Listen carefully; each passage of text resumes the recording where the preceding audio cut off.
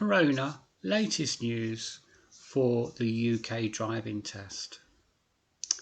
On Tuesday, I had an email from the DVSA, and it was sent to all the driving instructors, I think, and it was about the restart to the driving tests. And what I thought I'd do is just let everybody know, really, because I think it's important for not only instructors but also pupils and candidates to know as well. And it started with this driving test restart 2020. 5 things to remember. Driving tests in England are restarting on the 22nd of July, and that's a Wednesday. To keep you, your pupils, and our examiners safe as testing restarts, here are 5 things we want you to do. So they're talking directly to the instructors, but obviously as a pupil that affects you as well. Their first point is to keep your vehicle clean. And it says you must make sure the inside of the vehicle is cleaned before the test. So that means that for me as an instructor, on the night before, I suppose I'm going to have to hoover out and everything and make sure everything is spotless before the test for the next day.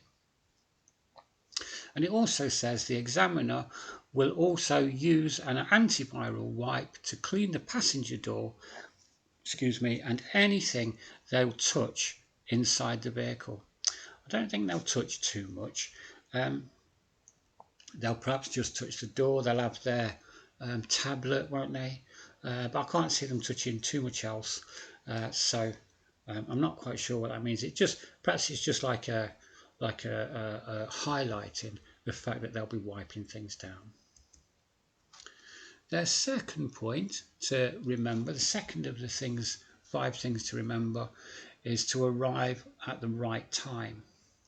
Now, previously to lockdown, they first said arrive 10 minutes early, then it was 7 minutes early, and now they're saying is do not arrive at the driving test more than 5 minutes before the appointment time. And so, I suppose that's what that is they just don't want people hanging around really when they don't need to be. So 5 minutes before the test.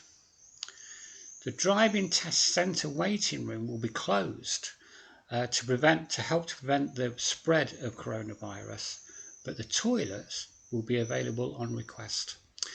So you can go to the toilet before the test if you need to, but you have to kind of put your hand up and say, please sir, can I go to the toilet, sir, please, sir. And I suppose, I know it's not funny, but it is a bit ridiculous that. There it is. You can go to the toilet, but you can't go in the waiting room. Number 3 is a big kind of, a big development, I think, in terms of what they're saying, because they haven't mentioned face covering too much before, and now what they're saying is make sure your pupil wears a face covering. Your pupil must wear a face covering when they come to the test centre, unless they have a good reason not to. This includes if, and then there are 3 bullet points. So this includes if they have a physical or mental impairment or a disability that means they cannot put on, wear or remove a face covering. Bullet point of these 2, so this includes if putting on, wearing or removing a face covering would cause them severe distress. The third bullet point there is this includes if they need to remove it during a driving test to avoid harm or injury or risk of harm or injury to themselves or others. So they're taking the face coverings here quite seriously now, and they've got exceptions, but only very few about face coverings. And it goes on to say in number 3, make sure your pupil wears a face covering. It says your pupil must have told us if they have a good reason not to wear a face covering when they choose a test. So that means it's going to be part now of the booking system, that you have to state whether you might be exempt from wearing a face covering or not. It's important that your pupil has practiced driving wearing a face covering before their test. So in other words, it can't be just a new thing, because you need to just get accustomed to it, get used to it. So do have lots of practice with the face covering on.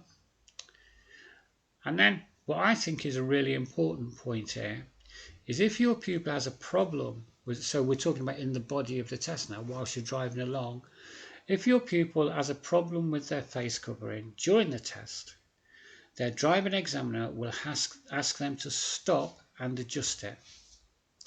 The driving examiner will end the test early if it becomes a safety issue. So nowhere here does it say that the examiner will be wearing a face covering or gloves, but I suspect that they will do. And I suspect that will be standard practice. It's certainly standard practice on lessons now.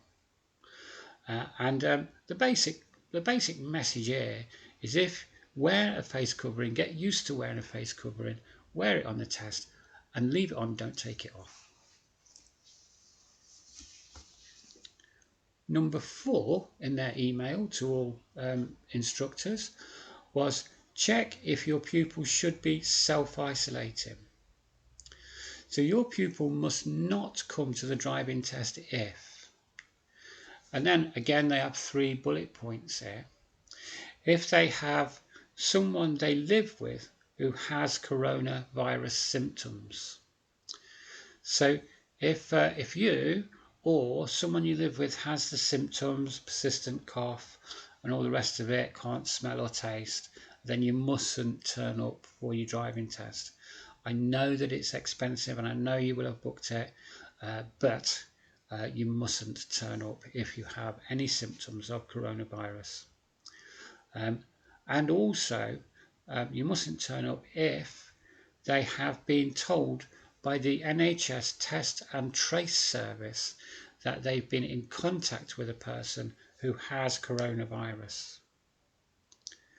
So if the authorities have been in touch with you and said that they got someone, or that you know someone, or you've been in contact with someone who has the virus, then please don't turn up for the driving test. And also, if they have returned to the UK in the last 14 days, unless they've travelled from certain countries or territories, or are in other very limited situations. So certain countries or territories and other very limited situations, all of those things, those 3 things there, last 14 days, they will change as we get further and further out of lockdown and as we get back to what's going to be the new normal.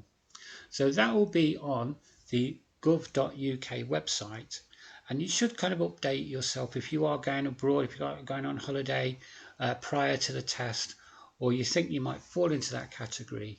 You must check with the gov.website to cover yourself in those regards. And finally, the last one on their email, the DVSA email that they've sent to us, said number 5, check your pupil knows what happens if they make certain faults. So this is important here because lots of people are talking to me about this and how making faults affects their test result now that things have changed so much. And it says make sure that your pupil knows that they can carry on if they make a mistake during their test. Okay, so that's the same. That's the same. If you make a mistake, if you make a minor fault, you can just carry on because it's not failed you and the test will continue. We know that you can make 15, don't we? 15 minor faults and still get through. So just because you'll be doing it, you'll be making the mistake, you'll think it's a big thing, examiner's not necessarily going to see it in that way. However, it also says if they make a serious or dangerous fault, which means they have failed, their driving examiner will direct them back to the driving test centre where the test will end. So they won't say, oh, that was a dangerous fault there, test is over now. All they'll do is say, take the next left or right or whatever it is, back to the test centre, and they'll tell you there. This is to minimise the amount of time they need to spend in the vehicle. Okay, so that last paragraph means really the longer your test goes on, the more likely it is that you've passed still. And if it takes you 40 odd minutes to get around the entire test route, then there's a very, very good chance that you've passed. So the longer it goes on, the more likely you are you've passed. So keep going, keep going, keep going. Now that is it really. That's the email from the driving test people.